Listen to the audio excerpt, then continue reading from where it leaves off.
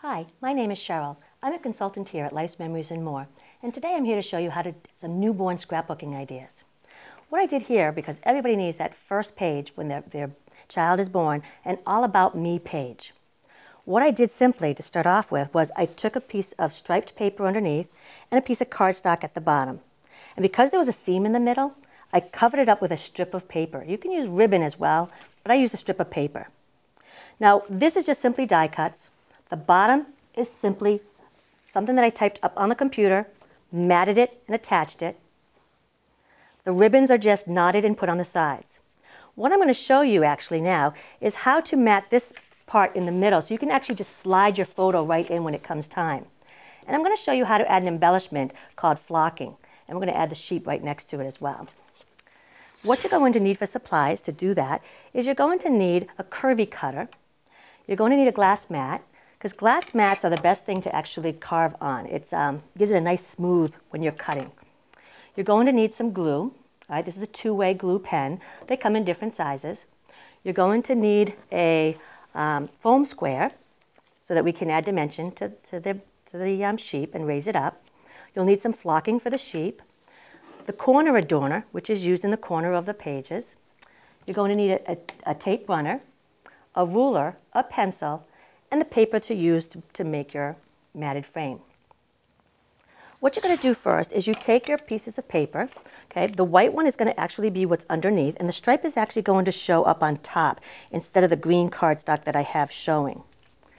And nowadays with babies, you can actually have any type of color that you want to use, because you could have purple and green. It doesn't have to be the traditional pink and blue. What I'm going to do is try to center this piece of paper in the middle, and then I take my curvy cutter, and I'm going to put it right on top, lining up my lines on my curvy cutter with the lines on the glass mat. This assures that I'm actually going to cut a nice, even oval all the way around. Then I take my curvy cutter, and this slides in and out, and I'm just going to actually lay it down into the second track in the middle one, and make sure again that this is lined up, line to line. I'm going to hold it down and then just bring the curvy cutter right around, cutting through both sides, both papers. Now this might be actually narrower than that one, but it doesn't matter. You kind of decide how big your picture is and what you're going to do. Now what you do is you take this piece off, the cover top, and you're going to cut that piece again, because this piece is already for your bottom. And again, you're going to place this down on your mat, and you're going to lay this on top of it again.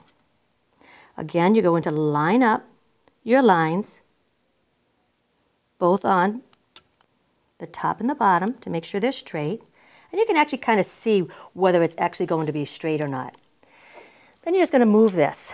And this is actually going to give you that second layer. You can keep it back in the same track again. And you're going to cut around again, holding your paper and your glass mat. And now, depending upon the oval that you use, if you stick within one side or two sides that's a little bit smaller, a little bit bigger, will depend upon what kind of effect you're going to get. But then you would just take this and put it right on top, and that would actually give you your matting effect, which is this right here. Okay? Now again, if you change your curvy cutter, you might end up with a little bit wider on each side, depending upon how far out you're going compared to the first cut. This was 1 notch over, this was 2 notches over on this particular machine. Okay? The next real quick and fun thing to do actually is called flocking. Now with the flocking, it's kind of like a crushed velvet, which is kind of neat. And what you're going to do is you take your glue pen, and you're just going to kind of dab, and this one comes out blue so you know it's there. And then you're going to take your tray, and you're just going to pour the flocking right on top. Flatten it out, shake it off. Now because it's wet adhesive that I'm using and not a dry adhesive that's double-sided, you don't want to wipe it, because that'll actually get rid of the flocking because it's still wet. But there's actually a nice soft velvety look here that you're going to have for a texture. And I would do the same thing for the body of it as well. And then I would just take a simple foam square, add it to the back, take the backing off, and just stick it on your page. And then you have a nice little sheet right by your All About Me page. And this is your newborn scrapbook idea page.